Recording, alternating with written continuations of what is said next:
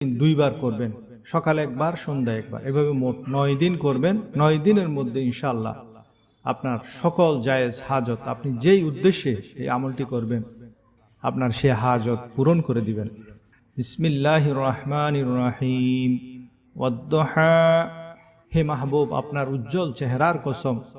ওয়াল্লাইলি ইযা সাজা, আপনার কালো কালো জুলফির কসম।